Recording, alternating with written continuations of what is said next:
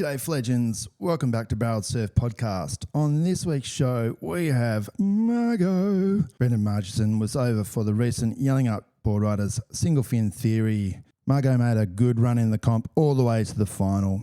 Couldn't take the win unfortunately, but a good day was had by all. The eve before the event, Margo rolled into the Shedquarters and gave us a good 2 hours of his time. All you need to know is 2 hours of Margo coming up, thanks to our sponsors. And of course, Adzi's Plumbing and Gas and Dunbay Home Loans. Now let's rip in. Barrel Surf Podcast. Yeehaw!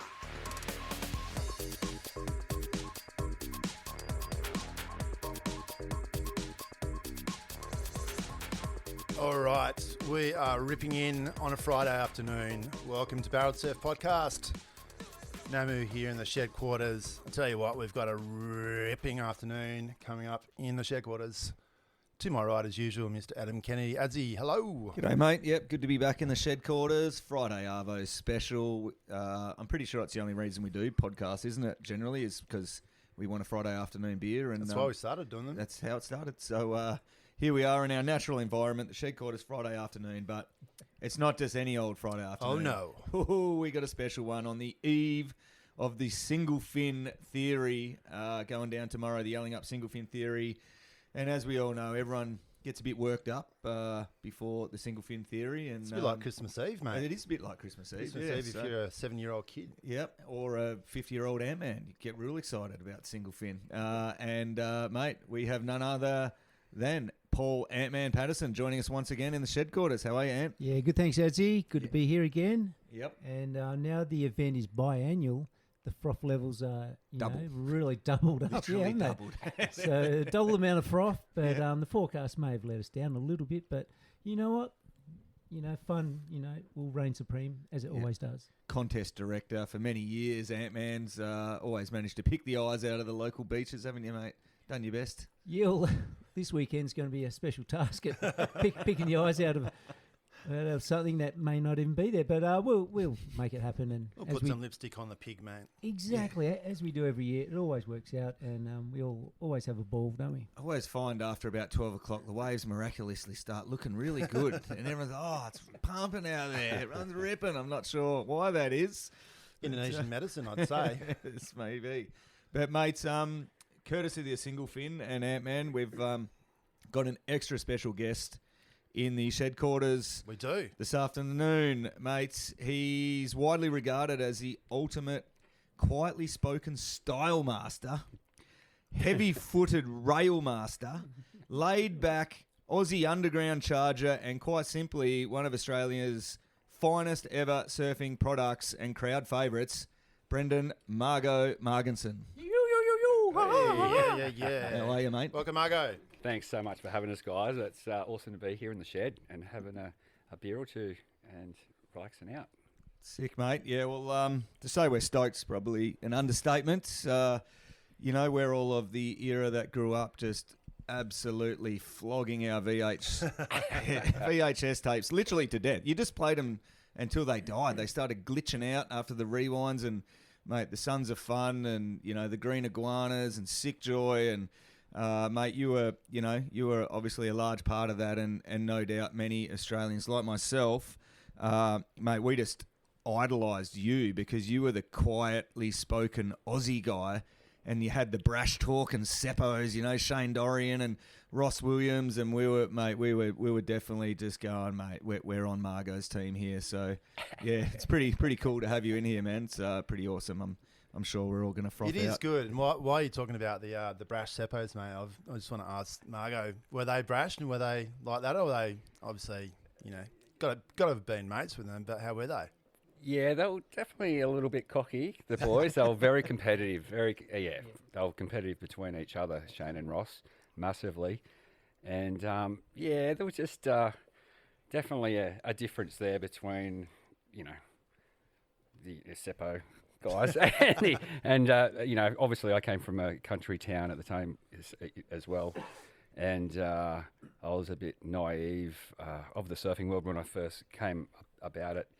And I wasn't a competitive guy. And those two guys were just wild. They were very competitive with each other and with me too. And yeah, really? it was fun. But they were just, Oh, it's just different. But they were very respectful and lovely. But yeah, just different. Mate, I'm sure they're all awesome blokes, and it was, I'm sure it was all good. But just as being young Aussies, and got to remember, we didn't have the internet and Instagram and all that stuff, so you didn't really get a lot of input, So you only had the movies that you watched, and we're just like, yeah, fuck those seppos. Look at that Aussie guy. He barely talks. He's probably stoned like us watching the movie because we were just getting baked and watching it a million times over. And he's like, yeah, he's probably like us. He's like hell mellow Aussie guy, and yeah, he's not talking himself up, and he's just doing the biggest, sickest turns. And it was a match made in heaven. Were you baked in those movies? Well, that's a good medicinal. question. Actually, the first trip I did. We were hoping you were. Yeah. May or may not have happened, mate. Yeah, exactly. It's all good. May not have happened. Yeah, we do have a clause on this podcast saying this may or may not happen. Could purely be for the fictional, for the entertainment of the listeners. No worries. And then I feel that you're allowed to say whatever you want after that. That's how I view it. Put it this way: I was in the back seat in the Dutch oven a couple of times on those very early trips up to the desert. Oh yeah, it's a rite of passage up there, isn't it? Long trips. Long trips. Yeah. Long trips. Classic. Passive smoke. Yeah, you didn't mean to. There was just other people. That was. I think that was 1920 Ant-Man, at the time. probably. No. No, good times. Mate, before we dial it back to the start where we like to generally, go back to your early days, just on that subject, I'm pretty sure Jason Simpson, George Simpson's son, did you ever stay at his place? Never Can you remember? stayed at... Oh, actually, we did. The very, very first trip I did. Coming back from the desert, I think we might have stayed at George's for a couple of nights. Okay. Yeah. So I'm pretty sure I did a podcast with his son Jace. Jason, yeah. And he said it was like his 13th birthday, and Tracy, his mum, cooked him a birthday cake, and they went to school. And then I think he said see where this is going. I think it was you and Ockie maybe accidentally got in the back of someone's car and got inadvertently passively smoked and came home and ate the chocolate cake. And no memories of this by any chance? This may or may not have happened? Well, obviously it did work because I don't remember it. Yeah, so.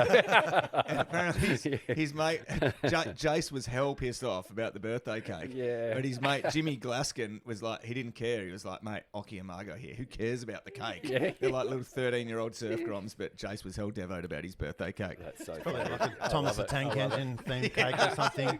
Ockie and Margo, that's riveting. Yeah. Cake. Stoned again. Far out. May or may not have happened. No, that's right. All right. Well, should we dial it back, Namu? Just one quick one before we do that. Margo, how's your single fin game? Because I know you ride a few sort of alternative craft these days. True. Have you been in a couple of the Burleigh board riders sort of single fins or anything? I have been in the single fin event at Burleigh. Look, I'm not going to lie to you. I do struggle when the waves are small. They do take a little getting used to, but it's a known fact. If you find the right one, it's a gem, and I'm sure this event too. Yeah, I've had my eyes are scoping out right now, but you find the right one, and if you get your feet in the wax in the right spot of the board, it can be just millimeters difference of where your foot placement is, and they can go really, really well. But that's definitely an art to riding a single fin. They can. Yeah, no, I don't care how good a surfer you are.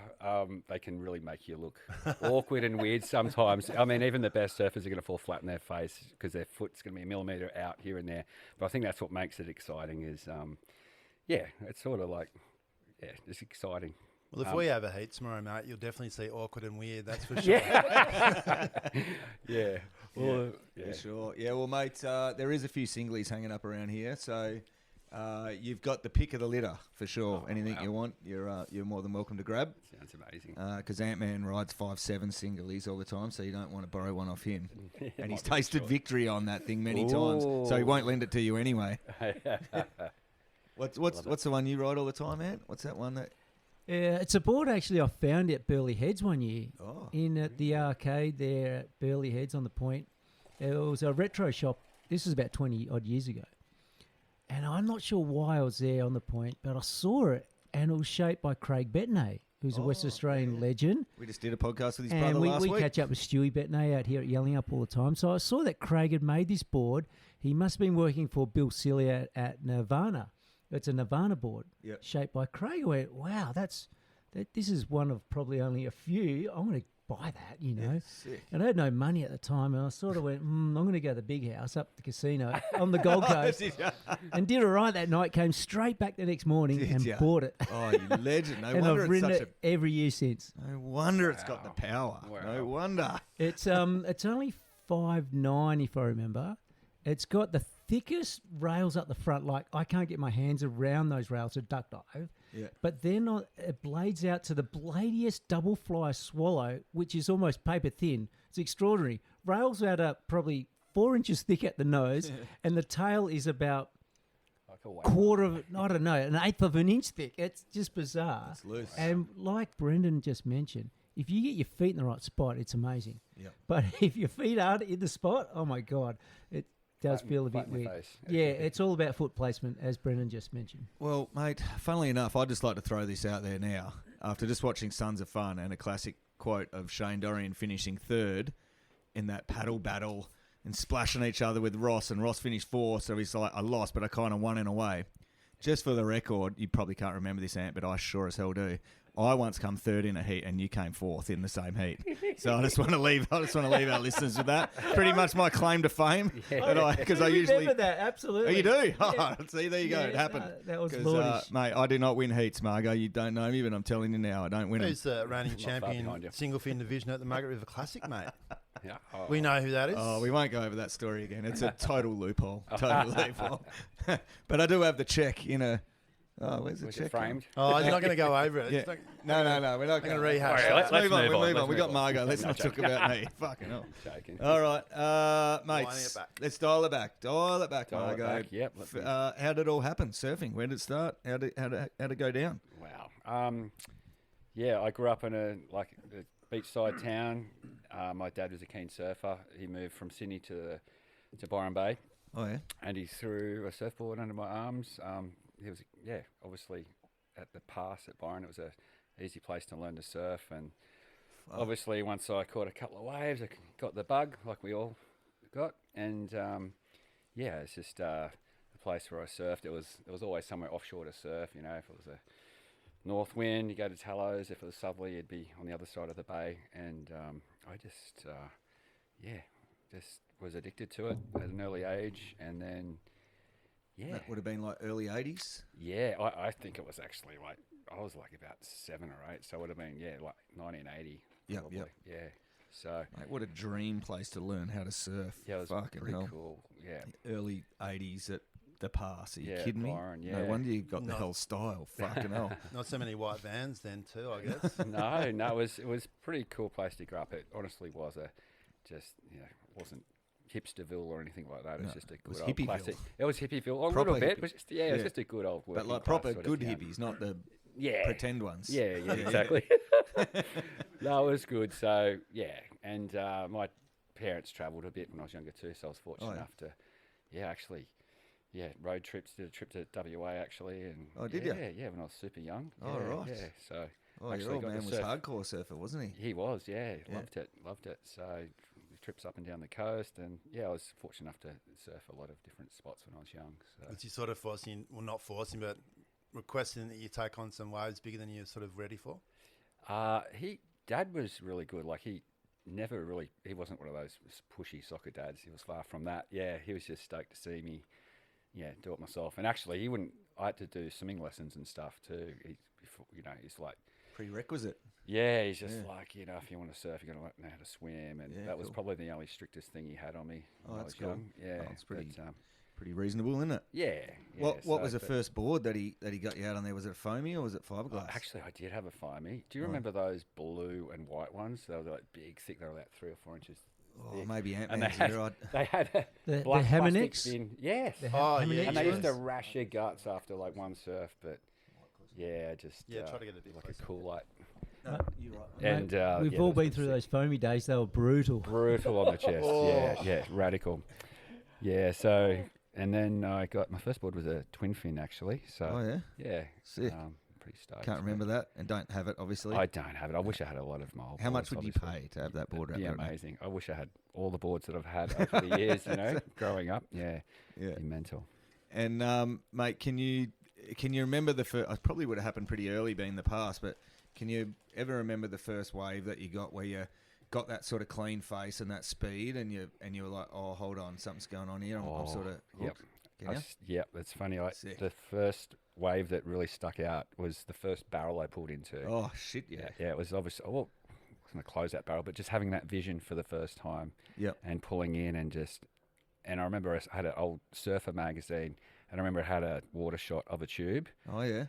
And I remember being in the tube, and I went, "Oh my god! I just was in that thing. I was in the barrel." I remember just running home after the surfing, going, "Dad, I got into the tube. And I just remember that was, and actually, believe it or not, after that, I frothed out so hard. I was more into body surfing. Oh, and really? Then I got into bodyboarding, which is weird. Viz. I just wanted to pull in. Yeah. Classic. So, and then my mates were at the same time at the wreck. It was a closeout sort of wave anyway. So we used to bodyboard towards each other in the tube and just go, rah! I remember and doing just that at getting Triggs with my smoked, mates. Because that was a blatant closeout at Triggs. Yeah, We used to do right. the same thing. Classic. Because there was nothing else to do. So yeah, you'd go, you go over there, I'll go over here. And you just like towards just each other. towards each other and That's just yelling at each That's other. epic. But yeah, I just thought getting tubed was the ultimate thing. Yeah. For sure. Blew my mind. And was that first tube at the wreck or at the pass? Yeah, it was actually in front of the surf club at Byron called Main Beach, or at Maney. But that used to get like Kira. Oh, really? In the old days, they used to have a groin that used to hold the sand a bit more, and they used to get really good out there. Yeah. Just down from the wreck? Yeah, just towards the pass. Okay. Yeah, just in front of that car park. Right. But it used to freight train through there, and I remember being young and watching pros. Well, not pros. Watching my dad and like the older rippers like Gary Timpley, Noel Graham, and whatnot, just getting these long barrels and just going, I can't wait to do that. Sick.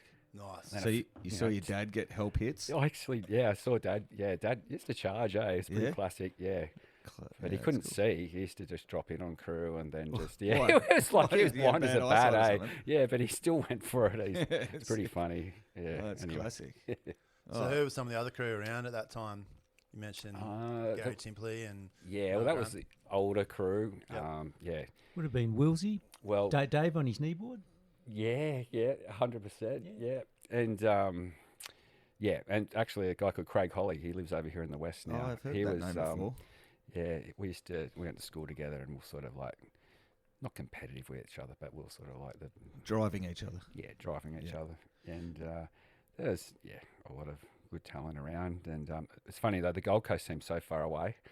I was only an hour up the coast, but it was just, and we had all the rippers up there, but I don't know, just when you're young, without social media and all that stuff, and it was an hour's drive. It's just, it was like being in another country sort of thing. That's cool. Yeah, because now crew are just shooting up and down. Yeah, they're there in 20 minutes sort of thing. But I remember going up there for the first time and seeing the standard of surfing. Oh yeah, and I was like, whoa, yeah, crazy. Who was some of your early inspirations or influences with style and stuff like that? Can you remember?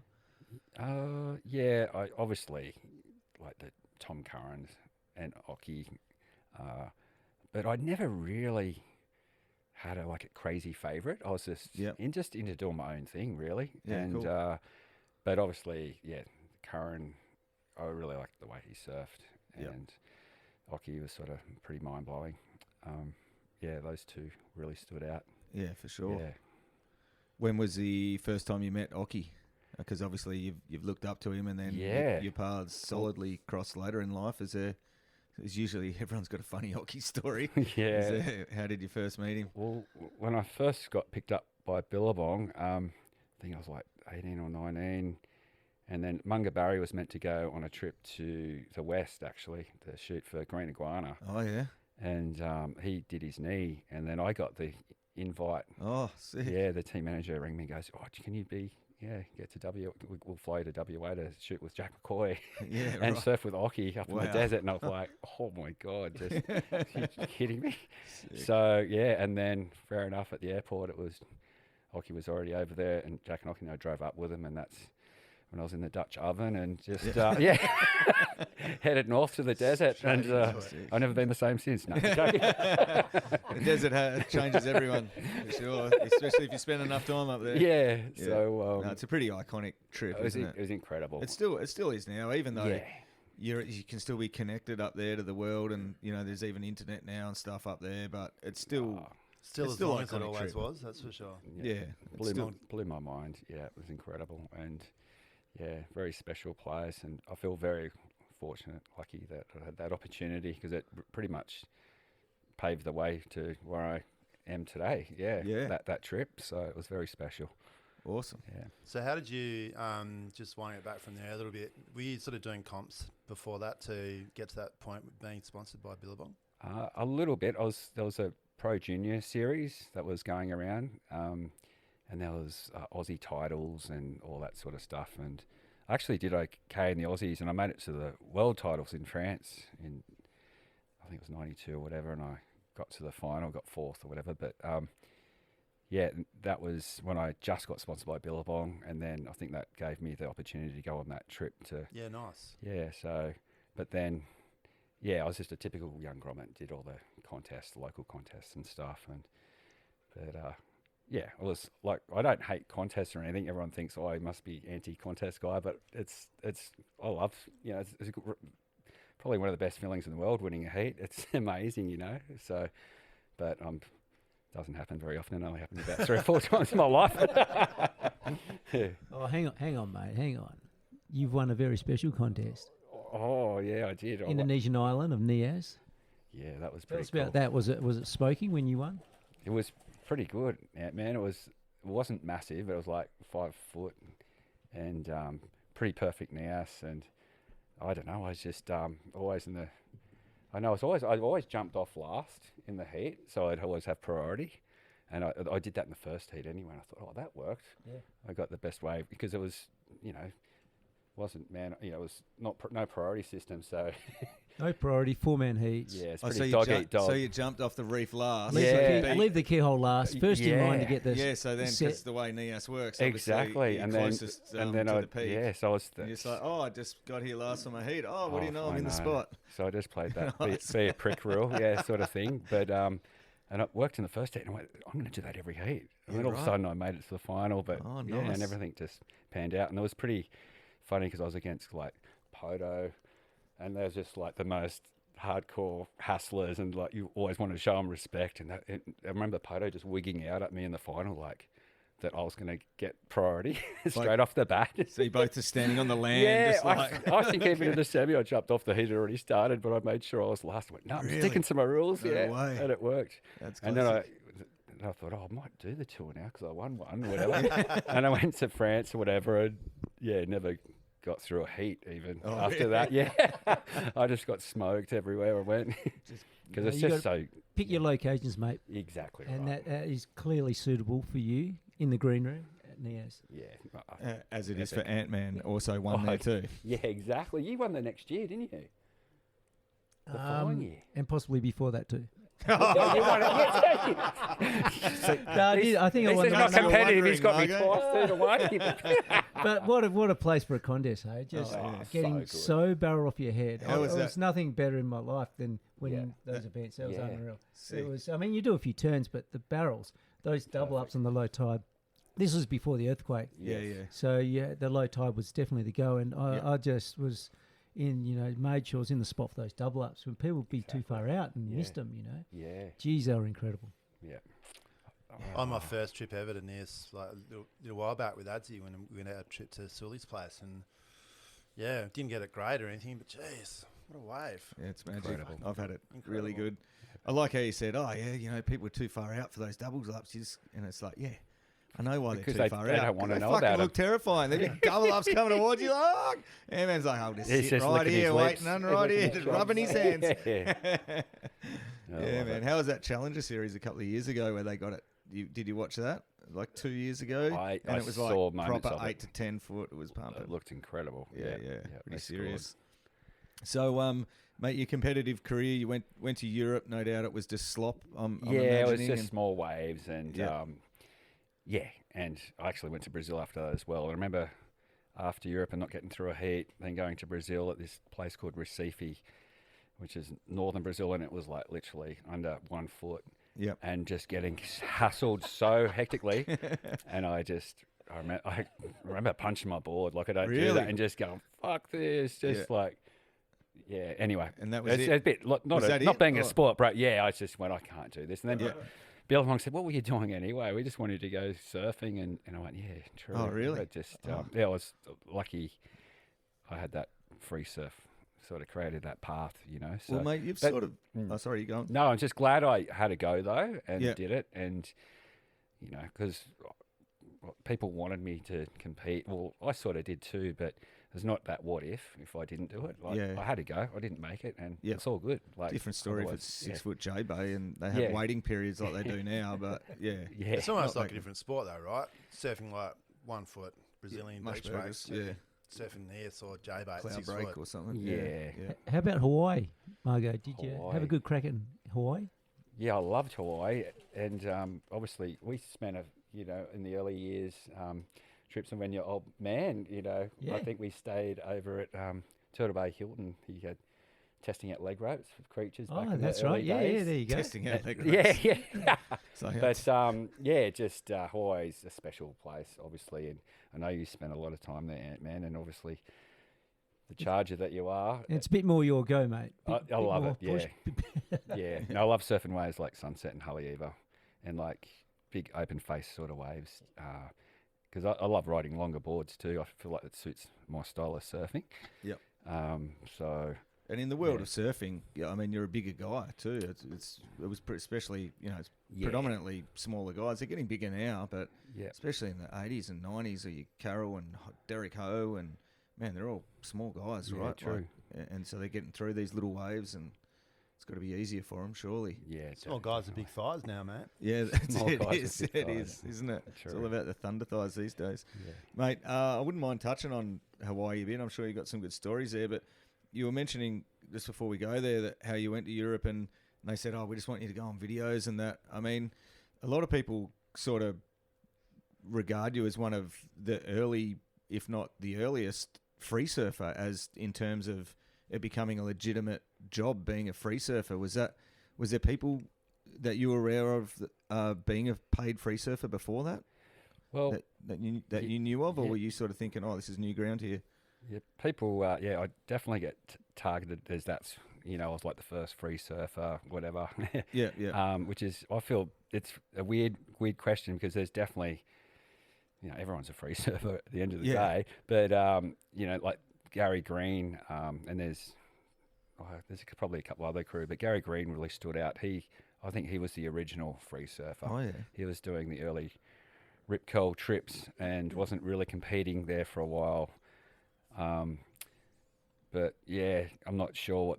Anyway, I sort of did end up making money from just free surfing in those early days, and it was back then. Obviously, things were on film, whether it be video or shooting photos, and it takes a long time for film to get developed. Yeah. Photos to get developed, and they sort of needed someone to surf almost in board shorts in winter and steamers in summer. Oh yeah. And I don't know, just to make it work for the surf magazines, just Yeah, to by get the the time it latest came gear out. and whatnot. And it was sort of, I was doing a lot of that while the pros were away on tour because they didn't have anyone to shoot. And it sort of fell into this weird spot where I was, it's not free surfing, but I was sort of doing the, not modelling or whatever. That's a bit wanky, but Sounds like you were modelling, mate. No, I to wasn't me. modelling, I swear. No. Blue steel. But yeah. No, I blue thought I steel. could do that for a living.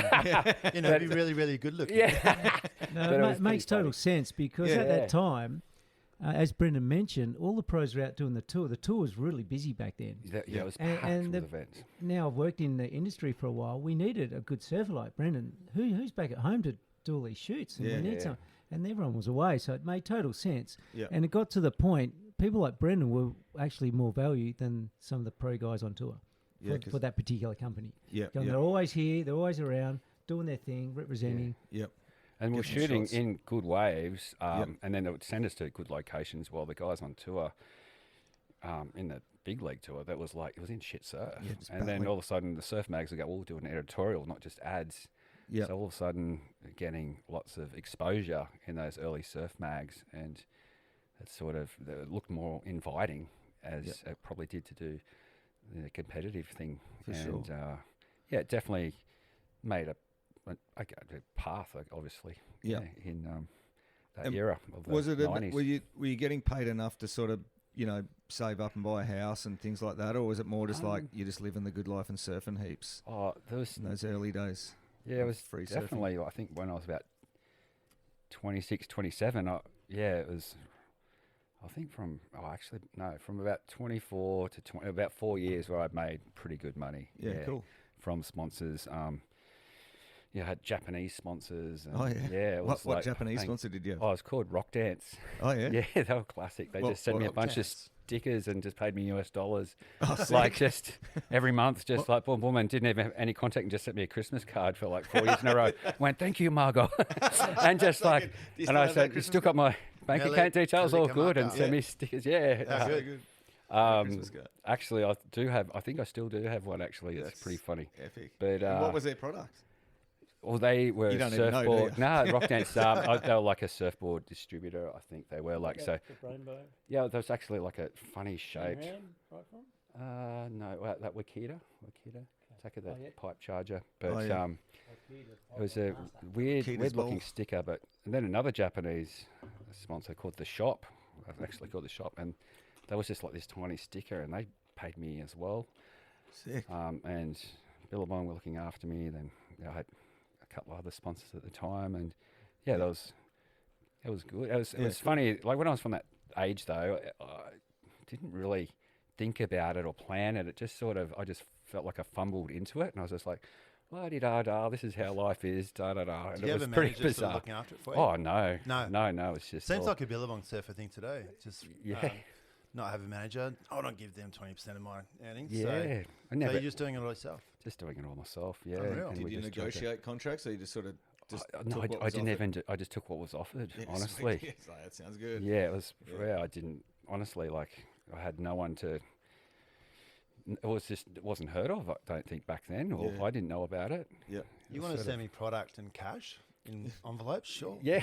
Do it. So, like I signed, there was contracts and stuff, but I was just happy with what I was getting, and I still couldn't believe I was living this fortunate life of getting paid to surf. So, what did your dad think of it all when you were starting to hit that sort of level? Yeah, they were pretty blown away. Like, I actually got halfway through a chef's apprenticeship in the early days. Oh, yeah. And that's when I first got the opportunity to get paid from Billabong and go on trips. And I said, they were pretty bummed when I didn't finish my chef's apprenticeship, but then it worked out for the best, really. So I probably would have been just an alcoholic or something. Was that what brought you guys together? The whole chef thing? Yeah, that's so funny. Hey, Bit of a coincidence, that one. Yeah. Classic. Yeah, we're like. But I brothers. got to know Brenden and he mentioned Craig Holly.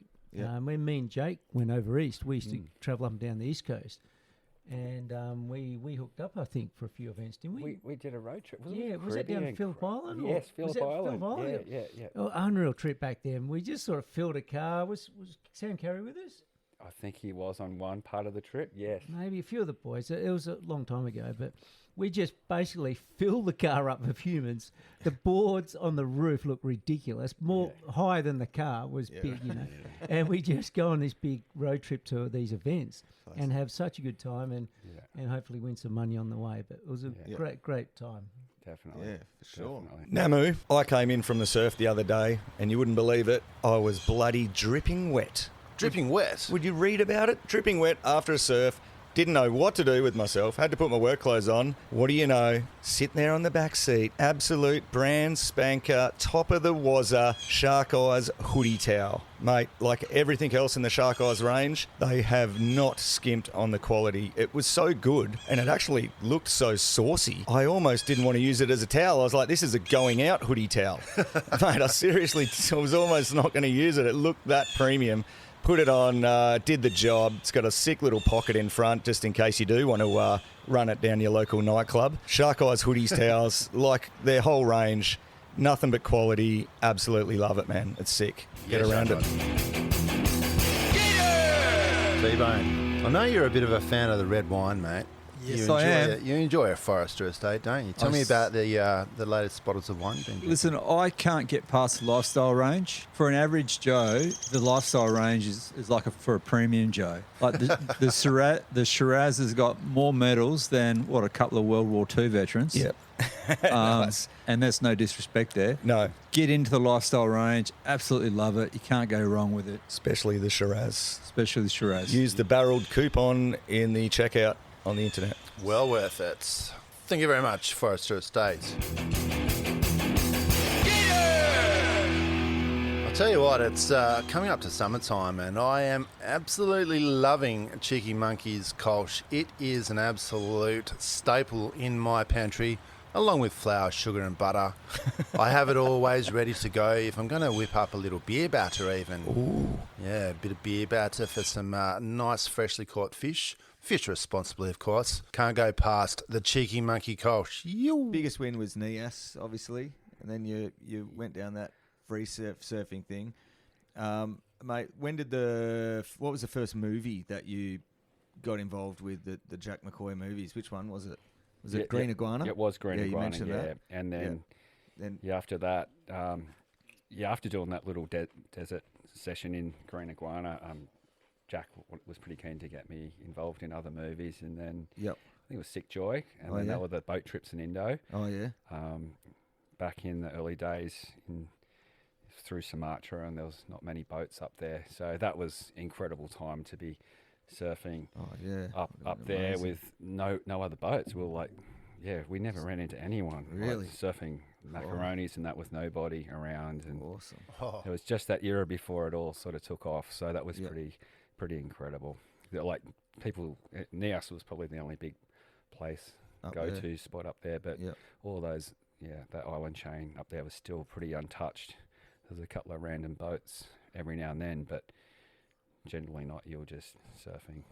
So good. Mate, We probably spoke to, sorry, Adzi, we probably spoke to Jack about this when we interviewed him, but how so long after filming had wrapped before the movies came out? Because I know he was sort of pretty meticulous about post-production, all that sort of thing.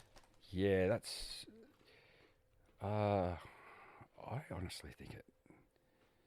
I remember it'd be months before and then Jack would go, catching up with Jack and go, look, we've got the uncut footage, and then we'd be back on another trip and he'd get to watch it all play on the TV, and it's just like, wow. And then I think it'd take at least a year.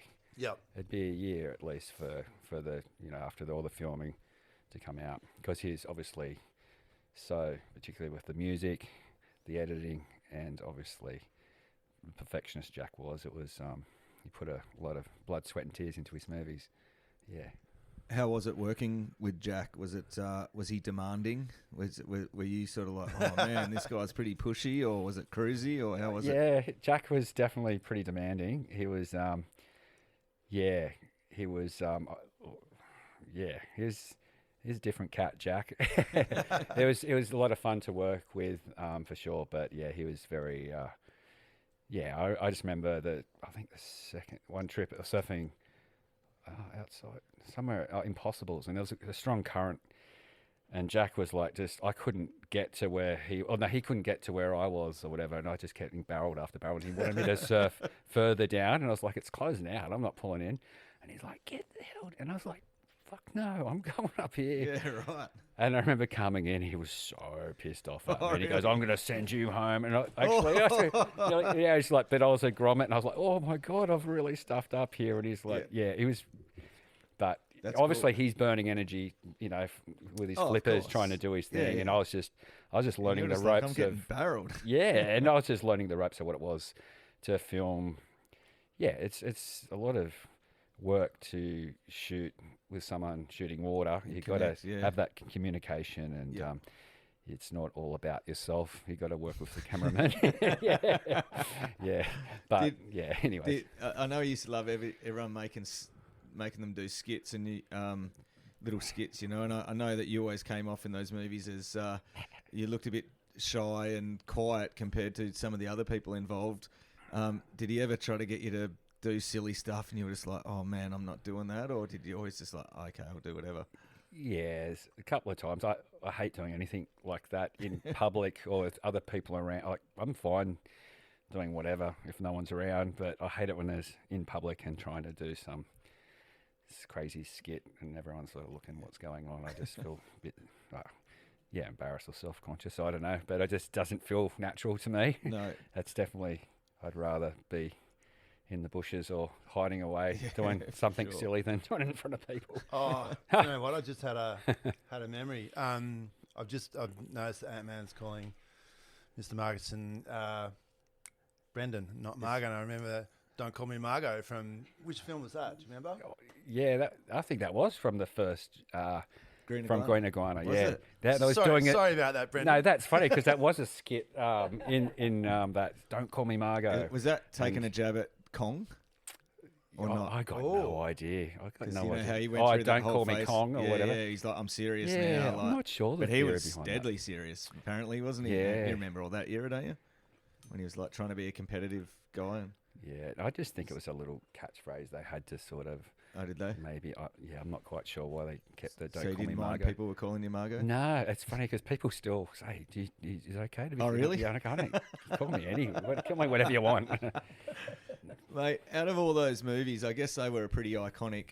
Those four: Sons of Fun, Green Iguana, Sick Joy, Yeah. and Bunyip Dreaming. I don't think you're in Bunyip Dreaming, No, were you? that was before me. But mate, they were pretty iconic that era. And then there was obviously some more movies after that. Pulse was a big one. Yep. And what was your favourite movie to be a part of? Was there anyone that Yeah. or Honestly, I was really proud of the way Sons of Fun came out. Sick.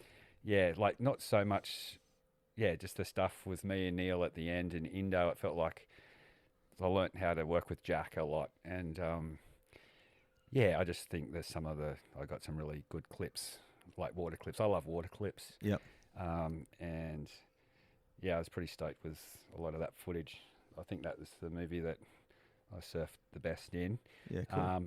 And then there's been some sections in those Justin Game Pulse movies that I was pretty stoked on. Like I used to work pretty hard. Well, I never worked hard because he was on the land. And it was just about fun hanging with the boys and just going surfing. And that was in between going on other trips. So it was like just when I was home, that's what we did. Just fortunate enough that I got filmed a lot of sessions and it was just hanging out with mates and surfing, then going having a few beers and cool. It's good fun. Mate, we've also got one of our regulars and mates in the shed, Dan Wire, sitting over there quietly. I know he was talking about those Pulse movies. Did you say you had something you wanted to ask about them, Dano? Jump on Namu's mic. Hello, Dano. G'day, boys. Yeah. No, that was a bit of a time for us, like living on the Goldie. Yeah, cool, Dad. We're right into those movies, and always, when Pulse came out, we were, just sitting back on the couch and smoking something we probably shouldn't have been, and drinking and watching, and we just wear the VHS out, especially your sections, like we just rewind it and watch it again. That's especially cold. that section down Aluka Breakwall. Yeah. Probably No, people but we were just like, and that song, I don't remember the band. I think it was called I can't remember the name of the band, but there was just a killer track to it as well. But that was some good times. Yeah, no, there's definitely some, like those early days, like going down to some of those spots down, just down the coast that it wasn't as big as. Oh, that sounded good, didn't it? As busy as what it was today, and it was just a great era to go filming in those early days. You never used to get harassed or anything, and just go, and there'd be no one really surfing, and it's fortunate to surf with other good surfers to push you as well. So it was a little bit, you tried. It was competitive when you're out there surfing. You wanted to get the best footage. That's a good point. Imagine trying to make a surf movie today with the crowds. Oh, it'd be so trying hard. to get the best waves in the clip in amongst everyone everywhere. Yeah, it'd be crazy. It'd be so hard. Yeah, especially you've got to be a bastard out in the water to just doesn't sit with me. Being greedy out in the surf, especially me. Been doing it now at 50. Trying to get clips. I had one of my mates, I won't say his name, but he was a borderline professional surfer, and I remember once the sun was going down, and he was like, mate, you've got to give me the next wave. I'm trying to get clips. And I'm like, but you just had the last one. And, and he's like, but the sun's like the perfect angle. I need the next one for me. I was like, oh, whatever, man. Like, I thought we're just out here, mates, having a surf together, you know? Like, but anyway. That's classic. Mates, so, yep, Nami's jumping back in there. Nice work there, Dano. Mate, on those movies, in all those movies that you made, who was there, you don't have to name if you don't want, but was there anyone that you always found over and over, one of the other surfers that was like really difficult to work with? And the cameraman, yeah, you can name him if you want, even better if you do, but probably don't want to. Not really. No, No, there was everyone. Look, even Shane and Ross is competitive and a little bit, different sort of humans as they are to what I am, and different. Yeah, that was just. That was always respectful. There's no one that was too over the top or anything. There's. No grudges There was against anyone. No one just like trying to snake you in the middle of a shoot to try to get the best wave and just like, man, I'm getting the best clip. I'm going the next one. No, everyone was pretty good, honestly. cool. And then those guys one-on-one, they're actually really lovely people. I'm sure they're they are. super cool. It's just when they're together, it's a different story. But look, everyone's generally pretty good out there in the surf world. Yeah, everyone's out there doing it for the same reasons. Yeah, cool. It's all good. And mates, a lot of those clips were in West Oz, so you did a lot of trips in West Oz throughout that era, I'm guessing. Yeah. Can you give us maybe you've already given us that with the desert trip, but can you give us a highlight of a particular session that really you remember fondly of one of your West Coast sessions, since we're a West Coast based podcast? We are West Coast based. Oh, look, oh God! Honestly, Nauru is just such a special place. I mean, I don't feel like it feels bad almost naming it, whatever. But it's just so iconic up there, and it's such a magical wave in the setting. And it's just like in the desert, and then blue water, offshores, and it's just incredible. It's like dreamy. Yeah. But obviously down south in the early days too, it was obviously probably not as populated or as busy or whatever, and it felt like just going down to some spots south, it was like there was no houses and there was more dirt roads and a bit more off the beaten track, so it really felt like you're on a hardcore surf trip. Yeah, cool. But it still has that beautiful feel in the area. But and then there was I had some great waves down south as well, or in this area, and super stoked. But I like being here now, and it's like 2025. I went down the beach the other day down south, and I just walked a bit further down the beach, and over I was surfing by myself and offshore 4-foot beaches. It's like you just got to search that little bit harder, or just walk down the beach 5 minutes more, and still you can surf by yourself. And that's why I'm still doing it. Trust me, you can't, mate. That was. I think you're mistaken WA for Victoria. That was on the south coast of Victoria. Maybe I shouldn't have said that. Oh yeah, that's right. Later on, these five Spanish. But that was a bit the of Spanish guys. They paddled out and just snaked it, didn't they? That's what happens. Yeah, don't bother. I think what he forgot to mention, he walked about 15 kilometres down the beach. Yeah, that's right. Yeah. And got bitten by 3 snakes. Yeah. Fought off the tiger snakes. Yeah, God. What are those other A couple of great whites he avoided. Oh. Well, About the great whites. well, why not? Have you ever been buzzed by a shark, Margo? Ever had any shark encounters? I haven't. No. Oh, no. fantastic! Touch Albine's wooden coffee table. Okay, Definitely moving on. We put it out to some of our listeners to come up with a question, and one of our guys that we know quite well, Pete Arnold, very good surfer. He has asked, mate, what is your favourite Celebrate Rifles song? I feel so bad. I don't remember I do remember the name of that last song playing just before. It's such a wonderful it's not that one. I love that song. Oh, what's that song called at the end of the movie? Electric Vision Mantra. Are you kidding me? There we go. That song, because it's such a long build up, and it's just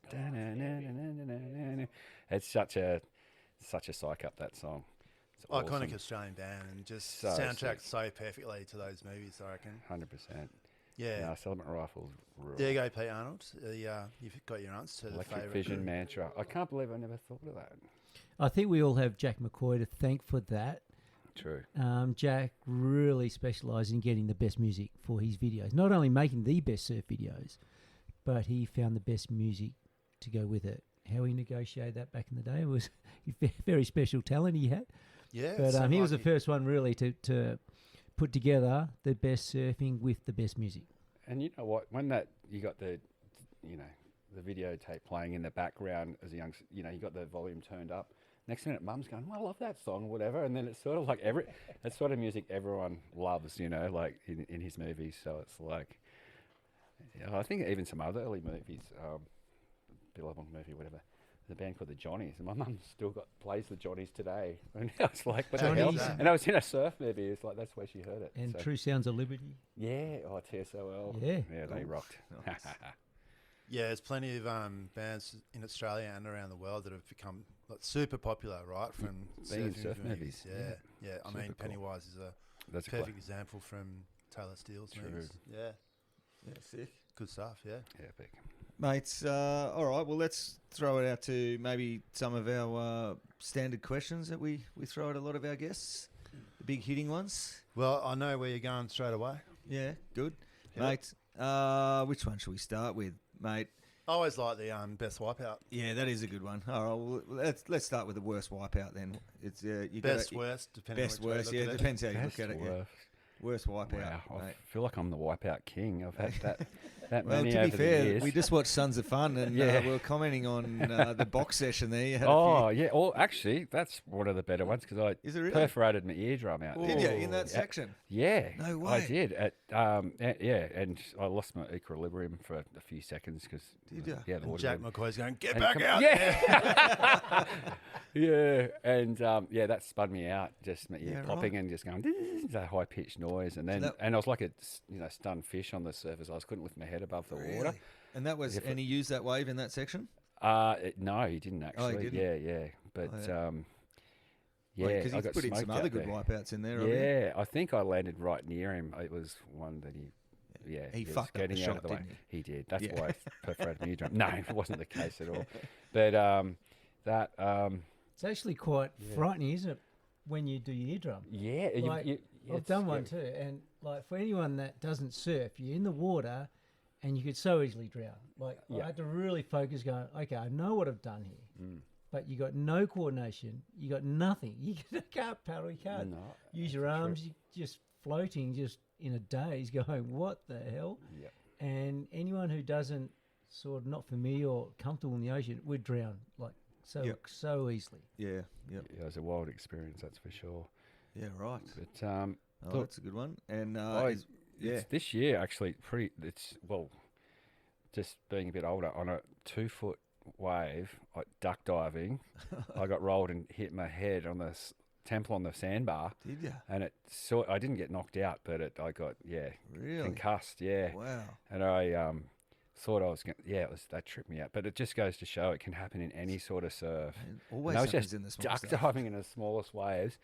Yeah, and I was I was fine, but I was dazed and confused for a couple of days. I felt Oh, really couple of out of it. days? Yeah, yeah, it Wow. really got me good. Phew. But Didn't Aaron break his leg at the little sand point that we've got in Dunsborough?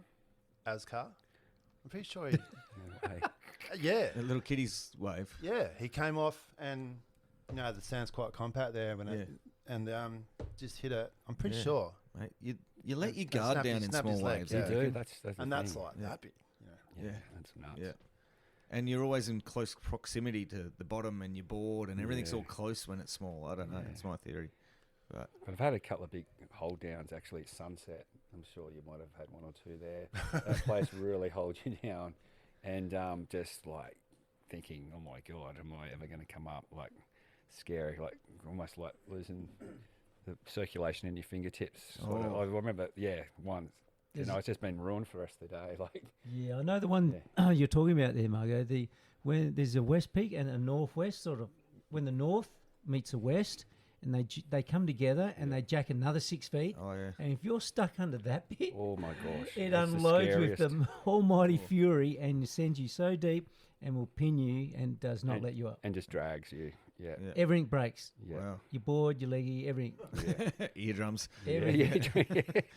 It is a Yeah, horrible place to be. When, It is. when that It north is. meets the west. It really Yes. comes together Angry monobrow. and just picks up and Monobrow. just the I don't know, the power of that swell just personifies and Yeah, just yeah. It's nuts. absolutely gets you. Yeah. Have you ever had a 2-wave hold down, Margo? Touch wood. I haven't had Albean's Yeah. coffee table Yeah, coming in. it Mate, it gets touched a lot in these I podcasts. bet it does. Yeah, never had a 2-wave hold down. I've been like, come up and just, ready Yeah, for the next just cop one right but, there, yeah. But yeah, no. Oh, that's good. Has Ant-Man? I'm Oh, curious he to would know. have had You've threes, probably. Yeah, probably. Like in Hawaii, I've come like you said, Yeah, so close, so many yeah. times. We just get up into that one split Yeah. breath. You go, oh, thank God for that. Or how? Yeah. But then down the right, down here, I've had it was nearly 3. Come up on the third one, so I've had Yeah. that was a 2-wave Nuts. and a bit hold down. I've been fortunate enough getting rolled that heavily, and you get a little chance of while you're getting rolled, and just get a little chance of, you think you're deep, the next minute you're getting spat out again before you go deep again. So it's just that little awareness sort of Oh thing. yeah, I can help remember heaps. listening to Ross Clark Jones about how he just finds air pockets in white water. Just Sounds so he'll sketchy. find a little bit of air somewhere. Oh, yeah. Next minute, you're choking on And foam. you're sifting through like water to find some tiny little speck of air, and that gets you through. But it's Sounds more like a Ross Clark Jones thing to say. It does, doesn't it? Don't know him, but yeah. And he's probably laughing like that at the same time. It's just like, it's so chilled, eh? And you come in and have a Winnie Red or something. So if it's not bad enough, obviously having those sort of waves in Hawaii, you've got the locals to deal with. One thing I always like to ask people with Hawaiian experience, any run-ins over there that you can share, may or may not have happened. I've been pretty fortunate in Hawaii. I've been very respectful in Hawaii, always aware of, I'm in their territory, and I've always shown the utmost respect in Hawaii with the locals. Can you imagine that whole world coming to that, that small stretch and just everyone trying to take over? But it was pretty heavy back in the day. I saw quite a few fights in the early days. And sometimes you could just be paddling out in the wrong spot and get in the way of someone. A friend of mine was paddling out. The first guy I went to Hawaii with was paddling out actually at sunset. And I think it was Johnny Boy just flicked off the wave and jumped up, and he must have been angry with the wave and jumped up, held his board and came down on top of my mate. You fucking go in now. And he had his first time, I think it was his first trip to Hawaii, first surf at sunset, and he didn't even get at the back, and Johnny Boys landed on top of him and just sent him in. Just That's hectic. I thought that was pretty funny. Couldn't think of anything worse to start your Hawaii trip. could you? That's some bad luck right there, isn't it? And all the places you could have been. I know. You had to be under Johnny's Welcome board. to Hawaii. Welcome to Fucking Hawaii. hell, cheers. But, What about you? The biggest waves you've ever surfed, is that Hawaii, or have you done some misto waves or towing or anything like that? Yeah, I never really classified myself as a big wave surfer or anything, but in the early days, I used to love that 8 to 10 foot stuff. Yep. And I did surf Waimea pretty big. Oh yeah. Yeah, a couple of times, or twice, where it was probably like 20 foot Waimea. And I was lucky enough to use, actually, it was Tony Ray's Bushman. It was like I think it was a 9.6 or something, which is not that big a board for there. But Yep. I remember I got a couple of waves and I was super stoked. But yeah, Waimea would have been the place that got the biggest waves. Yep. Yep. Fair enough. Yeah, wasn't your go-to, unlike Ant-Man, who just couldn't Unlike get enough Ant-Man, Get enough of it. Yeah. Nah, I loved it. But I'd never, I liked solid waves, but I was never, I don't know, I was just never in that situation, or didn't put myself in those situations. Yeah, fair enough. And yeah, cool, mate. Take it easy. See you soon. Mate, what about, since we've had worse wipeouts, what about best tube ever? Oh, best It's always tube. hard, but is there one that you could, best tube. one of your top 10s maybe that you're like, oh man, that one was special?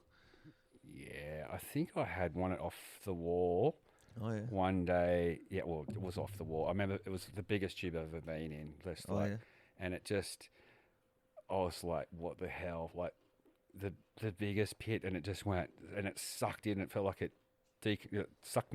I had to pop my ears or something. Like it just Oh, right. sucked in before it spat, and I just remember the feeling of it just and just unloading on me. And I remember it was the biggest room, and that was in the early years or whatever. But I couldn't believe I'd come out of a barrel like that. Yeah, Wicked. That was the biggest tube.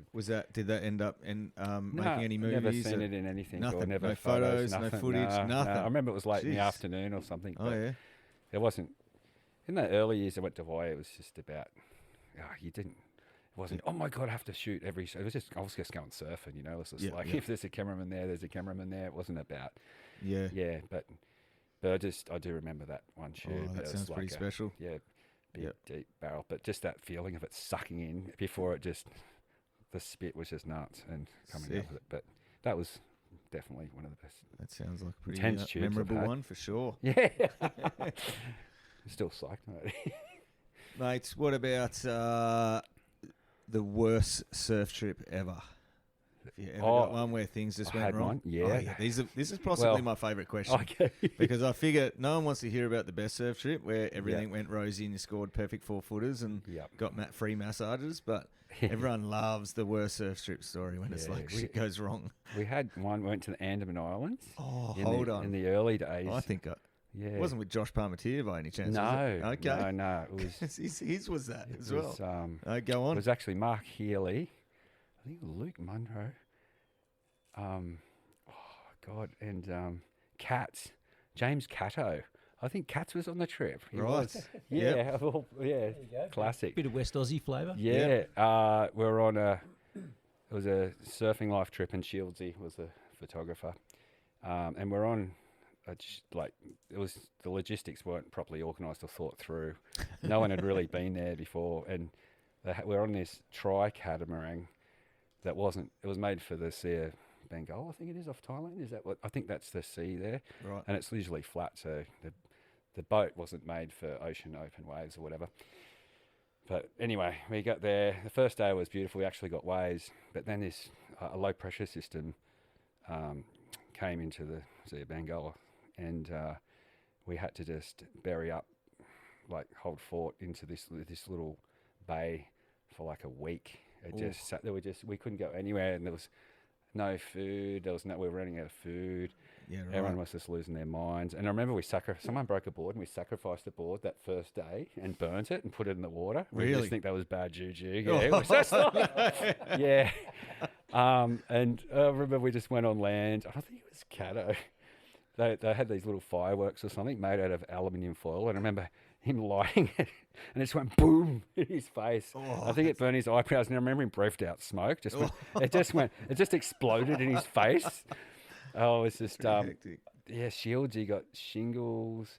I ended up suffering like a panic attacks or something on the trip because I wanted to go home. We had no contact of there was no sat phones, and we had nothing. We were just stuck there and not knowing how to get home. We're just a bit panicky, and Mark Healy was about 14 or something. It was like the super grom, and he was so scared. Just woo. Because you weren't allowed to go on the land, were you? Really? Oh, you could in this one little area we were. We weren't, because it's still apparently like a but wild, cannibals untouched... and stuff down right. in the southern part of it or whatever. But anyway, we couldn't go because the boat wasn't seaworthy enough to get back to the main Port Blair, I think was the port. Yep. But anyway, and then we got back and we missed our flights and we had to stay there, and it was just a weird trip. But they loved us. They all thought I was Shane Warne, when we were back at Port Blair, and they were like, "Oh, cricket! You look like they thought we were cricket players." Yeah, and we had to play with my bowling balls because it was they were losing their mind, and they were a bit disappointed when I bowled them a ball. They were like, but anyway, it was. It was a random trip. It was basically just that one day of waves at the start. Yeah. That was it. Well. Then I think someone snapped the board, and I don't know what we did. We lit the board, and then this storm lasted the whole time. I mean, it wasn't. Anyway, that was a trip that didn't really go to plan. No, that's an epic story. Yeah. I did a podcast with Katz actually in here years ago. And we may or may not have had about 73 beers each, and it went for about 9 hours. And I'm pretty sure he nominated that as his worst surf trip ever as well. Did he really? Yeah. I There you go. I can barely remember it. Did he remember the firework going off in his face? Probably not. I can't Probably. remember. It was a late night podcast. Yeah. We'll have to have a listen so we can find it out. Yeah. Yeah, it's pretty hard. It was like, it ended up being, I think, 3 2-hour episodes, and Yes, that's there was a lot of hilarious. slurring going on. And but mate, he definitely nominated that Classic. for sure. That's pretty cool. So on the flip side, best surf trip ever. Best surf trip. Oh, You've probably had a few. yeah. Look, those probably. I think the first time I went to Sumatra, those just scoring like macaronis and Yep. certain joints on with no one around. Probably at the time I didn't think they were, but now I reflect back and think, I was pretty fortunate to surf some of those waves I had with nobody around. Yeah. Yeah, so Yeah, that's cool. yeah, probably those early boat trips in Indo. For sure. It's probably not just one; it would have been one or two. Mate, this one's a little bit more abstract, but could have any number of different answers. What's the most alone you've ever felt in the ocean? In the ocean. Oh, one that comes to mind is we're in Tahiti. I've had a couple of experiences, but Yeah, tell one me both, day I mate. was in Tahiti for the comp for the Chopes event when it was a QS. Yep.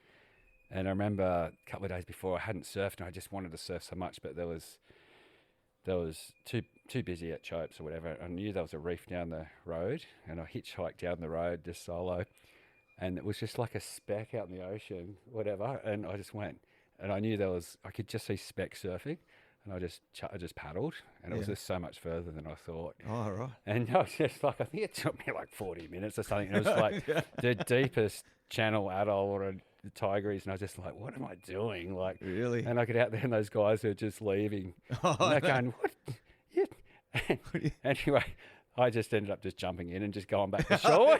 I didn't even surf. But I was just like, they were just going, you're crazy, man. Yeah, And I was cool. like, I was like, fuck. Anyway. Were the waves But good? it looked okay, but it Yeah, was like, definitely I would have been right. better off just going out for the crowd at Chopu. But Yeah. I remember just being halfway out, just going, you're an idiot. What are you doing? I was just, That's cool. That Yeah. happened to me recently, just on my trip up to the northwest, but it was Yeah. out to a paddle. There was a boat out there. Yeah. Saw people, same thing, paddled out. Half an hour later, they left. oh, So at least I had that half an hour. Oh, Yeah. That's all right. And I was like, yeah, no, I'm all right. And then I just caught one and went in, one wave, yeah. paddled back. But it was only like a 20-minute paddle. You're not right. A, Yeah, it was, So it far was around. a It's mission. weird feeling sitting out in the middle of the ocean like that. Yeah, for sure, Yeah. for sure. You said you had a couple that sprung to mind. What was the other one? Another time, I'm not sure if you were with us or not, but Laniakea. You're never alone in the ocean if Ant-Man's with you, mate. It was a maxed out day at Laniakea, and Himalayas. Himalayas is next to Lani, say? Is it? No. Avalanche. Is it Avalanche? No, Himalayas. I Himalayas, think you're yeah. right. Avalanche. Is it Avalanche down What else? outside Haliva? Yes. So it was Himalayas. Was it? No, it was Avalanche. Avalanche. Anyway. Yeah, Avalanche okay. down Haliva. Yeah. Himalayas out at Laniakea. Lani. So it was like massive north swells. I was like, it was almost like 10 to 12 foot Lanis, which never really does that often. And it Pure was north pumping swell, unbelievable, like a right crazy point wave. break. Yeah. Just hits this reef perfectly and peels off. And for some reason, that bommy needs a west swell. It doesn't really break properly. But it's just weird. But anyway, Jocko's round the corner doesn't really break properly No, because that wants a west swell. it's amazing how much a swell can dominate It's all different swell locations. direction, yeah. But anyway, I snapped my leggy out there. It wasn't a creature's one, by the way. But and I don't even know where my board went. But I ended up, the rip on the inside was sucking out to sea so far, and I just got sucked out to sea. I'm not shitting you. I was so far out. I reckon I was a couple of 100 metres out, 300 metres out. I was a capable swimmer or whatnot, but Courtesy of your dad. courtesy of my dad. Yeah, training But I you remember up. just being out, way out in the middle of the ocean, just going, how did I end up here so quickly? Wow. And Sounds sketchy. I'm not shitting you. A guy in a jet ski came past, and he goes, "It looks like you need a hand, mate." I was like, "Are you kidding me?" man. But he was on his way to say something, and I got taken in. No, Wow. it's And so that's lucky. like a needle in a haystack. And I'm not Yeah. shitting you, but I reckon I probably would have made it in eventually, like way down. But it was big, but I didn't even want to think of what might have happened, but yeah. Anyway, that was a time where I felt I'm out of. Like, you're in trouble. I'm alone here.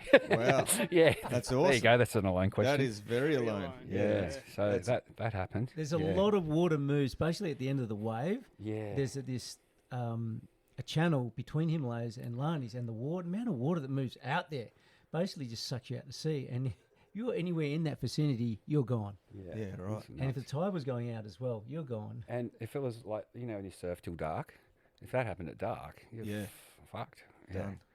Well, yeah, if you're not capable. But it does happen to people in Hawaii, like people, or anywhere where it's big. You just, you got to really know what's up, don't you? You got to have, It's always a backup plan, like surfing Big Haleiwa back in the day. And the rip was so bad at Haleiwa. And I've heard stories, I go, shit, there's actually no one around. There's no one in the car park. It's like Mongo, 10, 12 foot, and light onshore. There's just no one around. Yeah, right. I'm going, well, I'm going to have a crack at this. It looks pretty fun, but it was scary. Looks pretty fun. Scary as hell, but I had to have a backup plan. I've heard stories, the big buoy out to sea. Yes. Margo, it's right out there. I go, if all else goes wrong, I have to get on that buoy. If I miss that, you're gone. You're out to sea. Yeah. And if it gets dark, you're shark bait. You're gone. Definitely. You're just going to spend the night on the buoy. Wait till you got to tomorrow. have a backup plan in Hawaii. Yeah, you got to know Yeah, right. what to do. Well, that's pretty serious. Yeah, right. Sick.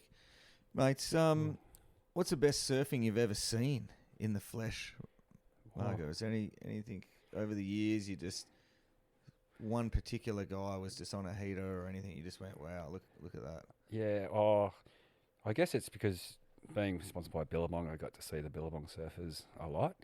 I saw Luke Egan at G-Land the year he got second in the world one day, and he was just, I remember I hyperextended a muscle in my arm or something, and I couldn't surf for the week in G-Land, and I remember sitting on the old judging tower and just watching him surf, and he just surfed so good. I was just incredible, like 6 to 8 foot waves, and he being a big guy, incredible. But and I've seen that sounds pretty special. Yeah, that was pretty mind blowing. Prime at G-Land. Yeah, and seeing Oki, I surfed with Oki quite a bit in the early days, and seeing some of the sessions he's had, and just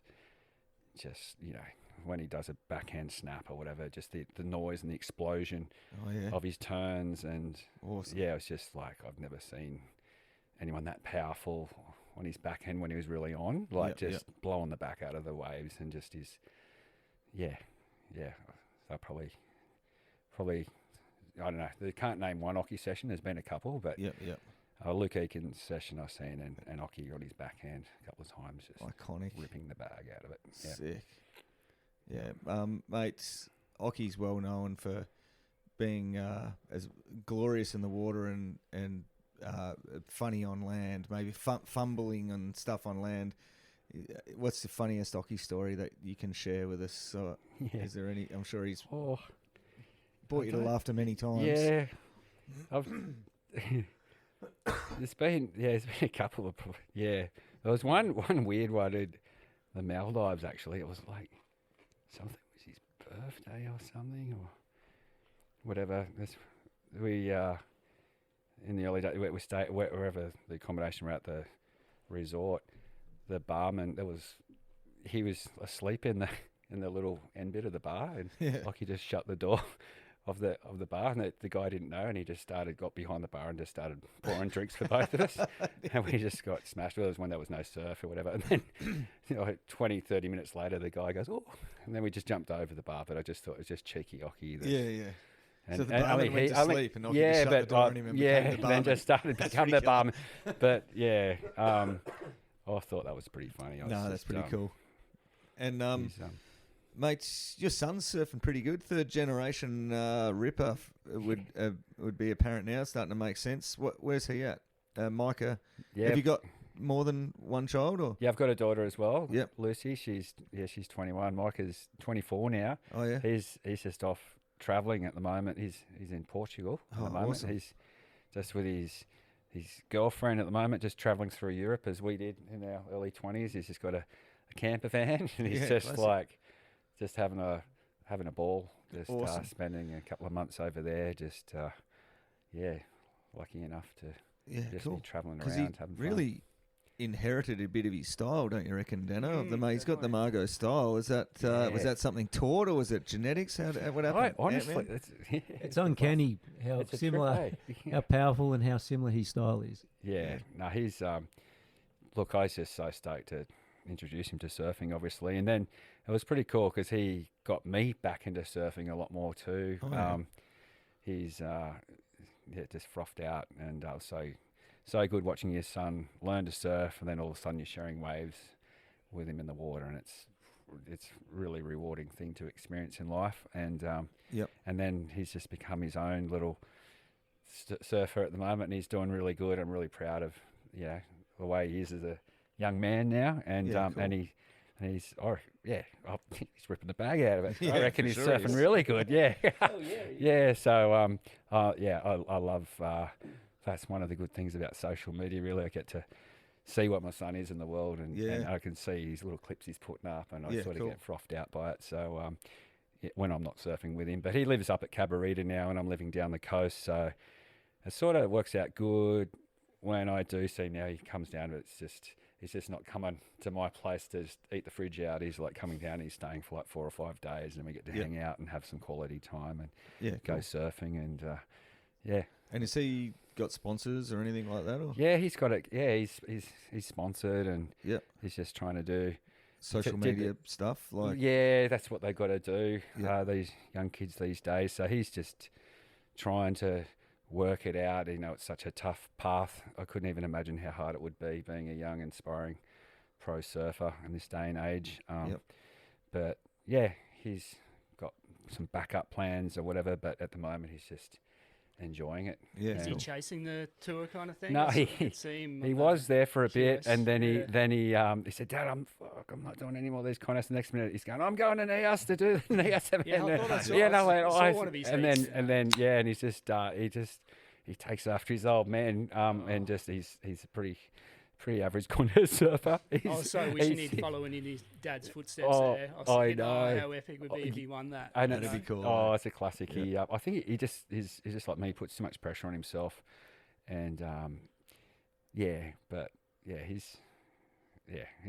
great. But it just looks so hard to be a young. Everyone's just like, he doesn't do all the HPC training and all that. Everyone's got coaches and stuff now. He's just. Anyway, he's doing it his way, and I'd rather him do it that way than try and go down that path and then try and be coached. I think surfing today, there's too many young kids. There's no right or wrong, but I'm told they've got to surf a certain way and stuff, and I think styles sort of get lost a bit now. You don't see enough young kids with their own styles, and I think that's more of an individual thing, and that right kid with the right style will go a long way than looking like Mick Fanning's been done, Joel's been done. There'll never be another Joel Parkinson or a Mick Fanning. To be fair, Joel sort of copied you a bit, don't you reckon? No, not at all. No, he's got his. But anyway, you know what I mean. Yeah, I know what you mean. But I think Micah's got his own style or whatever. But I don't even know where I'm going with this. But it's interesting seeing where surfing is today. That's all. No, surf coaching over in the East Coast, just spending 7 months over there. It's pretty full on. It's crazy, especially around Lennox there. There's just it's pretty full on. Lots of ex-pros, the surf schools, and they're making a buck. But it's interesting. It's interesting where it's going. But like I said, there's no right or wrong. There's no rule book. It's just whatever you're into, and good luck with it. Yeah. No, I did enjoy that point of view actually. To say, well, maybe, they're teaching them to surf in a really proficient, hi-fi, performance way. That's obviously great surfing, but may weed out a little style. Like it's a valid point. Some of them start to look a little bit the same, maybe, or whatever. Mate, that was your forte, really, wasn't it? It was the Margo style. Forte too. It's like one Antman style is. I've got felt like everyone had their uniqueness back then, where now people it's sort of look a little bit more the same. I feel, but anyway, that's just my point of view. Yeah, and mate, you were with Billabong for a really long time. How long did that gig go for? And I was there for I think from 18, 19 till I was about 33. I think. Right. Yeah. And then I felt like, my career's finished, and I didn't want to be I sort of had a young family then at the time too, and I was like, Oh, yeah. traveling got a bit more difficult. Yep. So I started working for the company. Oh, But yeah. I didn't really know what I was doing. I just got thrown into the office with a computer and went, do this marketing plan. I'm like, what the fuck? I was just like, Marketing plan. or whatever, you know. No It's way. like, and I was just, and you know, I was in a room with no windows or whatever, and just sitting at it didn't really go to plan. But then I got involved with events after that and got more hands-on. I sort of did a bit of event coordinating. Oh, yeah. So with some junior events and for the Chopu event, Billabong sponsored that event for a while. Oh, yeah. So yeah, just got into the workforce, but then I was just got to a stage where I got really sick of surfing. Actually, being a surfer, then being a part of the industry, it sort of, I don't know, I just felt like I'd had enough. Oh, yeah. So then I just left it all. Yeah, right. I got Left just it all had as a, in- had a break from it all. Yeah. From the industry or surfing as well? Well, actually, a bit of both. Oh, Yeah. I just sort of just for a little bit. Yeah. Yeah. But that was just another stage in life. But Yeah. anyway, I got the bug again Yeah. after a few years. Yeah. Was it the changing up your boards that sort of brought a bit more inspiration back to your surfing? Like going back to sort of more volume, a bit more alternative Today, crafts? yeah, a bit that well, sort of brought a spark. Felt good just getting back involved with surfing again. I was only a little period of time where I wasn't into it, but yeah, then obviously, just changing equipment and stuff. I don't know, I just found it refreshing to ride. I like riding quads now and a little bit different shapes or whatever, but I just want to go fast now. That's not like that. And, try and hopefully the board holds in rail when I do a turn, but yeah, just keep it simple. How long have you been with the album team now? Like you're writing Yeah. for an album.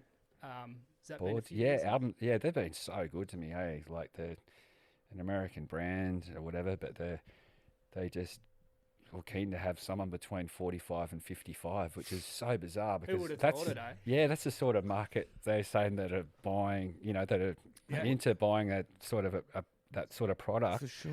And I was We've got more money than the 21-year-olds. right. that's exactly right. Yeah, it's Same bizarre. with craft beer and stuff and all that stuff. It's like, mate, It's really the bizarre. young fellas, they can only drink export, mate. They can't. Yeah. They can't afford it. So there's definitely a market there. Yeah, and it's weirdly enough, I sort of found myself in another niche, in a sort of a right spot at the right time, what it feels like at the moment, because all of a sudden I'm, sponsored again, riding surfboards and doing models, and I'm just, I'm Well, I just think pinching myself again just for this last couple of golden years, and I still got a day job, but I still get to surf on the side, which is awesome.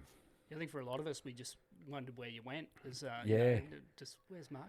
Yeah, Didn't I hear- sort of- and then all of a sudden he pops up on social media, just Back tearing again. on these albums. Yeah. Just, we're like, oh my god, he's back. It's pretty cool. They just gave me a second chance, and they just went, well, this be frothing for you to sort of represent for anyway. And then I worked on a model with them, and they sort of just send me boards and give them feedback, and they look after me. Super cool. Awesome. And you said you've got a job as well. What's that doing? Yeah, I just a field assistant for ecologists, and Oh yeah. and a botanist. So I Right. just do And that's just go out. whenever you want, like casual. Oh, or a are you little pretty bit. locked I down? sort of, look, the ecologist is a good friend of mine, so I Yeah. can be pretty flexible with Yeah. work. But and it's He's usually just some old mate who watched Sons of Fun a million times. He's like, I don't even care if Margo works for me at all. I just want to walk around and say, I got Margo working for me. That's pretty much what's going down, isn't it? Mate, I'll give you a job at plumbing anytime, mate. You can, Oh, yeah. I'll just be like, got Margo, help me dig trenches. You want to dig a trench, Margo? Nah, don't worry about it, mate. Just hang out on the trailer. I'm cool with that. I'll pay you to hang out. That's gold.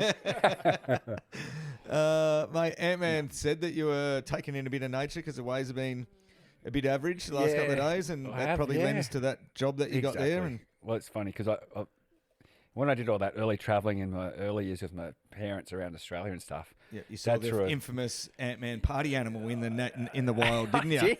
It's one of Australia's most famous animals. Yeah. I love it. No, anyway, Hey, I wasn't alone, let me tell you that. They were a pack animal. Yes, Hunted in packs. packs. classic. Love it. But anyway, yeah, just got into a bit of bird watching at an early age, and then it always, when you're young, you're just like a sponge and just never forget things, whatever. But anyway, I always like native Australian birds, and then just and I've liked native Australian birds too. And I've been watching them since I was young as well. Maybe I should be an ecologist. I know. Sorry, mate. Go on. So you bump into you saw something special on your trip while you're here. Didn't you? I did. I saw a southern emu wren. Yeah, so that's quite a rare sighting, really, isn't it? Well, it is. They're very they're around, but they're very hard to spot one. They're like very timid, and I got An a little emu wren, did you say? southern emu wren. Yeah, they're found.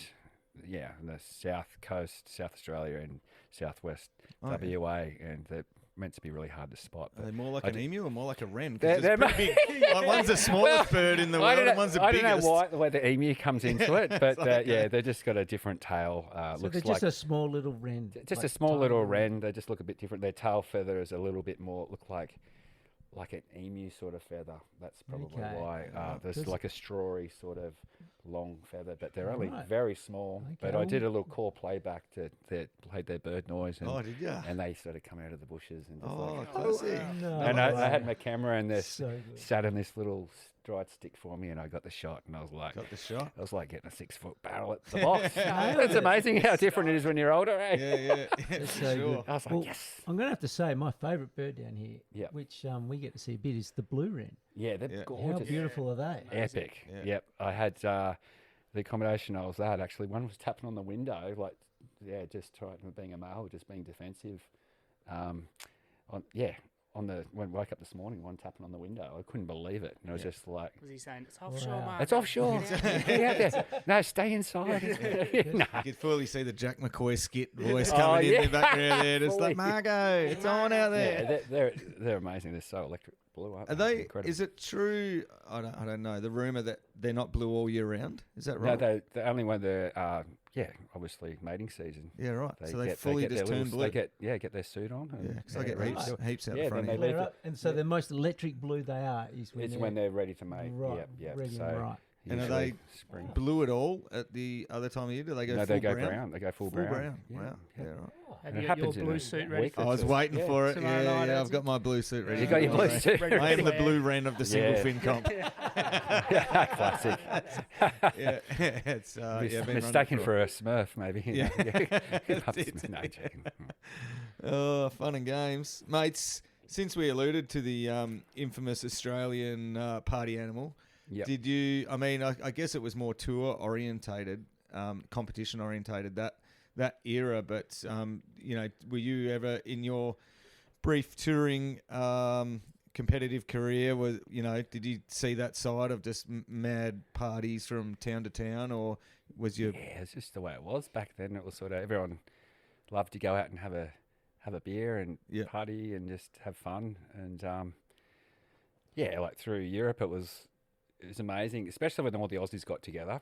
Yeah. It was not crazy like doing drugs or anything. It was just like getting on the beers and having fun and just rallying. Just everyone just rallying together because we're sort of all mates in the same town and just having a good time. So if you get knocked out that night, whoever's got knocked out is going to go and have a few beers together and stuff and have fun and just sort of keeps it sane. Yeah, the industry was pretty healthy back then.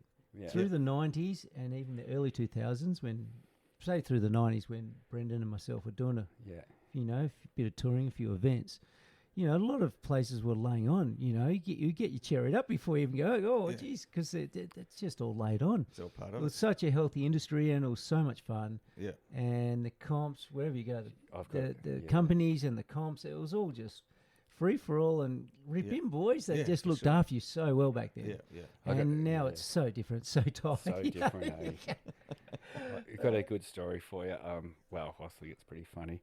They remember Ballantines whiskey or something? It's sponsored in Ballantines. I think they sponsored a WQS in Pantin in Portugal, and they had these big bottles up behind the trophies. And Aussies was Kai Fitz and some other couple of crazy Aussies, and they actually took one of the bottles, and it was for the winners. Oh, And I think I knew who it The was. bottles are empty. The trophies are empty. What's Well, happened? It was Pupo. Miguel and Samuel Pupo's dad, Wagner Pupo. Okay. He won. He won. Because he was a QS surfer back in the day. Oh, yeah. And he's like, "Where's my bottle?" Whatever. The Aussies are drunk and all. We stole it and just got on. Anyway, it was a pretty funny story, but That's- it's just that was a bit cheeky, but That was yeah, exactly just what I was we did. angling for right there. Yeah. So, yeah, There you go. perfect. I was even just going travelling, you know, we'd all get on the same flight together. Yeah. Yeah. And the Qantas Club just got Oh, smashed. you did. The Aussies would come to town, they'd see us all coming and go, oh no. Oh, And we'd literally drink the whole Qantas Club dry. Yeah. Really? Every bit of alcohol in the place What? got drunk dry. Nelly. Oh, And there's man. a couple of flights, Qantas flights. Like if that happened today, you'd go to jail. Like Oh, just, yeah. you just No, it everyone just- gets it so does- loose can't on happen the today. flights. What- Really? Especially crew- heading home, but Yeah, got Yeah. away with. yeah. Anyway, but yeah, we're all athletes. Yes. Highly refined athletes. Right. Yeah, that's epic, man. Well, mate, you got any more questions, Dano? You want to fire at him? We probably got to get down to the heat draw fairly soon. What time is it? Yeah, no, we're doing it at 5:30. All good. But mate, anything you want to bring up, Ant-Man, in the world of Margo that you want to share with us, or? No, I'm just stoked. I got to share some pretty special moments, like Brenden mentioned, some days in Hawaii and hanging out here in WA a bit. Yep. And like he did mention, it was such a competitive thing back then. You know, me and my brother had that, so I got to know that side of the competitiveness, and I sort of lost that a little bit. And Jake went on and Yeah. really dominating that He's competitive famous side for of being it. great at it. And they are a very competitive crew, and I was sort of leaning towards Brenden here. I was hanging out, and we're just cruising, like whatever. Let's get drunk, or let's go and surf some big waves, and Yep. we had so much fun. Yeah, You know, obviously we could have focused a bit more on it, made more of a career out of it, but we were just too busy having so much fun, and I really enjoy those moments with Margo. What's your favourite memory surf session wise with Margo in throughout your career? Ant? Is there any you had any real epic session that springs to mind? It's hard to remember some of the stuff. Do you remember? I remember one that we had. It was Yeah. at Madeira Island. Oh, Remember we of went- course, yeah, that was pretty special. Did you say Madeira? Madeira. Madeira, it's a yeah. Portuguese Portugal. island, Yeah. not It's got far real from the heaps of Canary big Islands. waves, eh? Canary Islands is Spanish, Madeira's a Portuguese. Oh yeah. Yeah. And we went over for representing Australia, weren't we? For a big wave, Big wave like a event, world yeah. big wave event. Oh really? And So we represent Australia. No Two of us. way. Two people represent each country. Oh, it was you two. Yeah. Yeah. Oh wow, And there we you go. hooked That's up pretty and cool. So we went, how cool's this? Hell team. but it didn't get over 6 foot. It didn't get very big. And But what a place. It is just a phenomenal island. Just another world. It's like some sort of dreamland. It's incredible. something we've never seen. And it's just like a big rock just stood out of the ocean and is about The Garden of Eden. 2,500 feet high or something. It was an incredible place. And so to get to some of these places, you're driving down this hill that just zigzags for about, I don't know, 1 kilometre, 2 kilometres down, zigzag, and really steep, like the brakes are burning. And it was just incredible going, around this island. It was amazing. We surfed I remember this boulder point break. I think it was just the two of us out, and it was just like Angari shape, bending back and just going, how good's this? Yeah, the Like, setup's it was a incredible. mission to And get obviously there, the swell didn't quite get in for this trip, but I've been back a couple of times and it had it amazing. Yeah.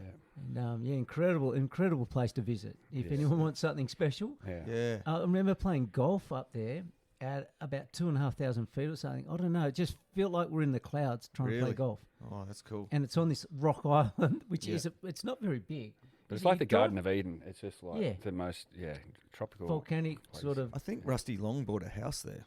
Oh, there you Rusty, go. I'd never heard of it, and until Rusty was like, "Mate, check this out, Adsy, heaps of right-handers and it's big." And then there was that video that came out, pretty long time ago, about 15 years, called "The Lost Jewel of the Atlantic."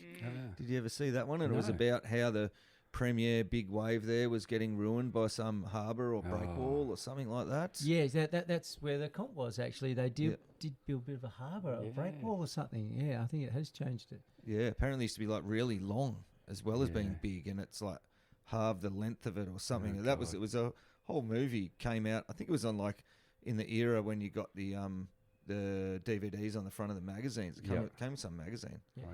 Yeah. And they ended up drilling, I'm not sure, was it built when we went? They had to drill a hole through one of these big, massive walls.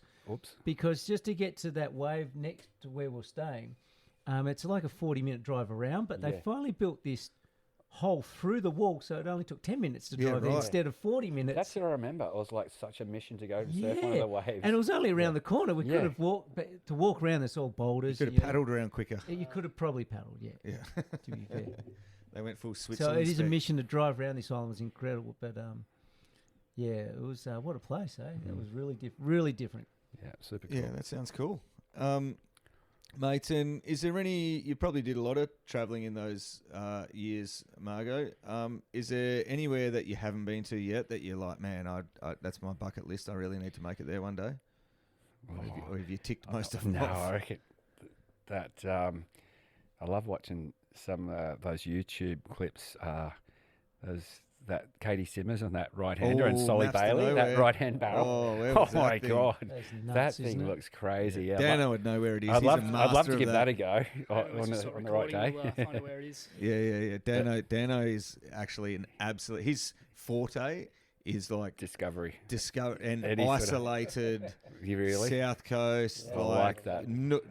What do you call it? Nooks and crannies and strange swells. And he's I a love hunter. Dano's Excellent. a hunter. I just don't like humans that much. Yeah. Yes, that's what it Well, sounds the like. I East think we'd Coast, get though. along well. Yeah. Nah, it's all right. Dano's well known for Yeah. putting in the hard yards to get to Awesome. somewhere like that. But apparently You yourself, mate. You're like, well, family slowed me down a little bit, but Yeah. mate, it'd be times where like me and Dano were mates and we wouldn't talk, and then we'd be like 300, 400 kilometres away on some random beach. I'm like, oh, Dano, how are you? No We way, just- that's We hilarious. just bump into each other. It's like, I oh, love yeah. it. I love And it. he's like, I was thinking about calling you. And I was like, yeah. Yeah. And then next time we'd actually hook up and go there together and stuff. Yeah, we've done some little missions. It's been fun. Classic. But what was I going to say on that front? Apparently someone said you can like pump that thing. There's like, because they've got like some shops or landmarks or something, and it just like tells you straight away or something. Oh, I never. really? Yeah, someone was telling me. I didn't do it, but anyway, I haven't watched the second Maps to Nowhere, but that was, didn't they score again somewhere crazy?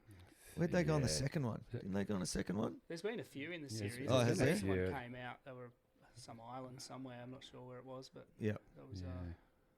it looked a bit more tropical. Yeah, right. Yeah. Yeah. But Yeah, no, they're they pretty seem crazy. they seem to have someone on their side that Got someone Definitely. really putting That- in the hard yards on the that's computer, it, don't they? for sure. That one definitely looks special. Yeah, it was That pretty right. hectic. Looked Yeah, insane, that was like didn't pretty it? incredible. But the days earlier didn't look like It was much. bizarre, No, wasn't you it? Going, never "Yeah, think in a million years That it would was break weird. like that. And then it Yeah, just- that was super cool. far out. That was a big call. Yeah. Mate, you must have been a J-Bay, surely. Oh, I yeah. mean, when I think of your type of surfing, I'm like, fuck, J-Bay must be one of your favourites. Have you done many trips Yes. there? Or I actually I got a wild card into the event there one year. I guess it was a CT or whatever it was back in the day, and it was pretty good J Bay. And I Yep. actually did one of the Billabong Challenge? challenges there at J yeah, Bay. that's right. Yeah, that was interesting. That was But when. No, you go. I don't. No, you Oh, go. yeah. No one wants to hear me. Trust No. me. I shouldn't say it, but I will. That morning it was flat in the challenge, and it was me, Pally, and Occy. Oh, anyway, someone gave us half a cookie Oh yeah. in the morning because there was no waves, and then by lunchtime it was like 6 to 8 foot, and they're going, it's on, and I was like, I don't really do that stuff much, and I remember just being so body stone and going and surfing 6 to 8 foot J Bay, Wow. like pumping and just like trying so hard to surf. But anyway, And there's footage of that in the video, obviously. yeah. I'm definitely going back and No. watching that. Because that's But that I one remember where getting so smoked on the inside, Really? just going to. Yeah, just I was a bit delayed on everything that was that session, but because Maybe it a came few- up. but Classic Margo wipeouts. yeah, definitely. But it was. I remember trying to get out, just sitting there, just going, oh god, there's never a break. But just anyway, whatever. Yeah, because it came up real hard and it was crazy windy, wasn't it? Yeah, it's I remember in howling that video, Ocky's like, coming in. He's like eyes twitching. He's like, so windy. The eyes stop twitching. Can't stop twitching. And now we know why. Exactly. Wasn't the wind. It wasn't the wind. So, but anyway, but that was it got solid. It was big, J-Bay. Yeah, windy as hell. Yeah, it was pretty solid. But it must have been a good swell coming up that quick. it came up so quick. Like it was literally flat in the morning. Margo clearly wasn't onto it like that. Definitely. The pickup, because the swell, you can bring someone down the coast and go, oh, it's hit there. Oh yeah. And then you go, it's hit here. And you go, okay, boys, we're on in 2 hours. Yeah, You right. can be looking at it, it's 1 foot, but you go in 2 hours, we're going to be surfing really good J-Bay. With your And all Cape of a Town sudden, bang, connections. it's on. Yeah, Probably right. thought- And the wind comes with it. Generally, those big cold fronts, Yeah. the wind comes, it's icy cold. Yeah, yeah. But if you're onto certain people at locations down the coast, Yeah, right. you know it's coming. We had no idea. Yeah. Me and Shane Powell definitely had no idea. At least it made for a classic story in the end. Yeah, Those times, it was good fun. Oh, yeah. it's pretty epic. But- Well, mate, speaking of South Africans and targeting, all of those things, the Maps to Nowhere combo, targeting the 50-year-old surfer market, Twiggy's back on the big sponsorship as well, didn't he? Who just signed him up? Yeah, Rip Twiggy signed up Rip Curl doing the search, Yeah, heading that's up right. some search. He's done, him and Greg Long have travelled up and down the west coast of Africa so much. But Twiggy's got so much under his sleeve. Yeah. He's he's got so many waves dialed in. Yep. And it's time where he goes, well, it's time to share it before it's too late, really. Yeah. And it's 'Cause it's extended. pretty He's got, uninhabited, he's got that 3 section, years isn't it? with the curl and Yep. and some good times ahead. So good on him. He's going to do wonders for bring back the search. Good on him. Yeah. It's Love it. amazing. Yeah. Yeah. That's what it's all about. Smart move by Rip Curl. Yeah, Yeah, I smart reckon, move by for sure. both parties. I feel. Yeah. Yeah. Ah, epic. So, mate, what's the future for Margo from here? I don't, not one to set goals or any of that sort of stuff. I'm just like living in the moment and enjoying it. Yep. And happily married again. And I've got a pretty good job at the moment. Surfing. No, I shouldn't. Well, yeah, at the moment it's sort of funny. Just the next couple of years is looking pretty good. Yeah. And then I really do enjoy doing the ecology work. Yeah. And I'm hoping that is something in the future that, gets me through to my pension. Yeah. Yeah, I guess. Yeah. Sick. Mate, that's awesome. Well, mate, it's obviously been a massive privilege and honour to have you in the Shedquarters on a Friday afternoon, and that goes also, I'm sure I'm speaking on behalf of Yallingup board riders for having you over for the single fin comp as well. Everyone's going to be super stoked down Thanks, there Auntie. to see you burying some rail, and it's going to be pretty cool. So, yeah, thanks heaps for sharing your time, no man. worries. It's been unreal. I'm And, stoked. Hopefully I don't bog any rail and just, I do get a chance to bury a bit of rail. But Yeah. see It's what a happens. fine line, the berry and Yeah. bog, isn't it? That's It's it, funny that how they're is. both underground, Yeah, but yeah. one's lauded and the other one's just disgusting. But That's all good. uh, Well, Adsy, it's quite a fitting environment you have here in the Yes. Shedquarters. There is Single what fins. must be 30 single fins, all probably sort of close. sort of like in the rafters on the racks over there. There's Yeah. single fins everywhere. Margo, you got your eye on any of those, mate? There is. Oh, I don't mind. Look at what's that one? I don't have my glasses on. Hey, let's get the froth on here. Which There's one? single That fins Cordingley? everywhere. Cordingley. That's a Craig Betnay, funnily enough. Oh, Same there as you go, Ant-Man. Craig Betnay, yeah. Must be something about that guy. Yeah. Craig was one of the masters down here. Was he? Yeah, Yeah. charged some of the biggest waves down here He was back in the apparently the day North where Point it king, was all wasn't he? single fins Legend. and the transition singles to twins to, So I good. don't think thrusters were around when those guys were charging Was down here. speaking of North Point Kings, you were Teddy Bear's Picnic Oh, yes. I with got, Taj at Yes. Yes. North I got a Point? couple of waves at North Point. That's the only time I ever surfed it. Was that? Really? And Yeah, wasn't never it just you surfed it two again. guys out? I think there's about 4 other dudes out. Oh, right. Yeah. It was one of those. What? Only 6 guys out North Point? Really? I That'll never happen again. No, but it was one of those weird days where it turned on in the middle of the day. Okay, I don't think that probably happens a lot. I got no idea, but No. I was just like, we got to get there now, whatever. And it was just Awesome. a short window, and we got it on. Like, yeah. So And that was you pretty sick. visited the famous Maurice Cole Rave Cave as well. Oh, wasn't I that one? did. Yeah. Yes. I actually spent a lot of time with Morris in WA back in the days, and that was my bedroom, the Rave Cave, No. for a while. Yeah. Yeah, so he'd just throw me in there, and but yeah, Took a few years off your life. I didn't even know. Yeah, pretty much. So Didn't even know what time he just locked the door in there, and I wouldn't know he'd let me out for a surf. No, it wasn't. And your old mate Craig Holly lives out there now. Is he still there? Is he in that same place? Yeah. I think No way. I don't know if he's still there, but Is he was he? living out there. I visited him a couple of times. Yeah, classic. I'm bummed I haven't caught up with Crago this trip, but yeah, he's had many funny times with Crago back in the day. Yeah, legend. So you Absolutely. were obviously riding MC boards there during that video, were you? Or during that Yeah, I movie? rode Morris Coles for that whole period from when I was 20 to like 34. Oh, sort of did thing. you? Yeah, I Just was always on- exclusively. Yeah, I pretty rode much. the odd board off different crew Yeah. and just stuck a sticker over the top. But Yep. yeah, Morris was really good to me. He's a bit of a guru, wasn't He's a guru. He's really good gun shaper. Yeah, Yeah, so loved his longer boards. he? Yeah, cool. Yeah. And are you still in touch with him? I see Morris, not a lot, but I caught up with him last year, and I caught him at Jack's wake, and Oh, yeah. so it was nice to catch up with Morris. Yeah, cool. But yeah, he's another one of surfing's great characters. Oh, for sure he is. Yeah, yeah. Man, far out. I remember listening to a podcast with him. It was like one of the first surfing podcasts I ever listened to. It might have even been Lipped, like way back in the day. And it was a real long form with Morris, and man, it was interesting. That guy. Yeah, you can He tell was a a good character. story. Yeah. Yeah. Morris has followed the tube, basically. Has he? He's a tube pig. Yeah, he surfed his brains out, got the best tubes everywhere around the world, you know. Awesome. France in its early days. Yep. A lot of the French didn't start surfing until, you know, later, down the late 90s, 2000s. Yep. You know, I mean, sure there was a few guys there, 70s and 80s, but Morris just pigged out, getting tubed off his head, and he did the same when he moved here. Yep. And, yeah, he's had his fair share of tube rides, let me tell you that. Yeah, 100%, sick. 100%. Is he still in Victoria? Is I'm that where pretty, he is, yeah. Yeah. Actually, I think he might have just moved up to the Byron region. Oh, right. Yeah, just like only a couple of months ago. Yeah. Wow. Well, his son's been up there. Damo's been up Damo, there yeah, for a which I've while, met a so couple of times. yeah.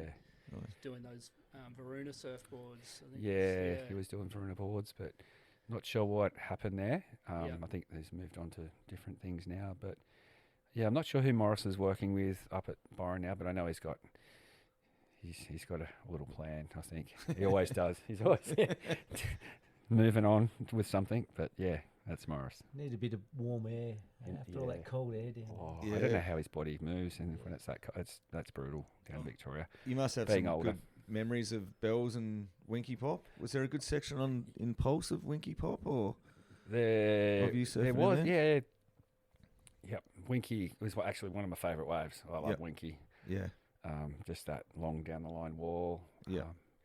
Felt like it suited my surfing when it was a bit bigger. Yeah, Could for ride a sure. bit longer board and just try and do some nice, I don't know, snowboard turns. That's what I like to try and. yeah? I just love going fast and trying to do carves and just trying to keep that speed. Sick. That's my favourite type of surfing. Pretty to special do. wave when it's on, isn't it? Yeah, it's just Yeah. this beautiful big canvas Winky Yeah. and like J Bay. Yeah, And Lennox Point, I guess those three waves. You know, just do anything to surf those waves now with no one out. you would, wouldn't you? Yeah, but Yeah. yeah. Yeah, sick, man. All right, well, I think we're probably pretty good, aren't we? Unless anyone's got anything else they want to chime in with. No, thanks so much for having us, guys. Oh, mate, Stoked. thanks for Been coming in. great. Thanks, No everyone, worries. for coming in. Happy And, days. mate, got any words of wisdom, Margo, to leave our listeners with? Just don't take life too serious and just enjoy the moment. Perfect. I love it. That's it. Right on. simple. It's pretty true. Could all be over any time, couldn't it? So, you never know. well, no. there's no point Touch stressing out too wood. much. Yep. Albine's coffee table yet again. It's a good old coffee table. Surely you know Albine. He's a legend. Yep. Donated his coffee table a long time epic, ago. Epic. Mates, thanks heaps. Thanks everyone for coming in. You've been listening to Barrel Surf Podcast, and yeah, don't take it too serious, man. Just go surfing.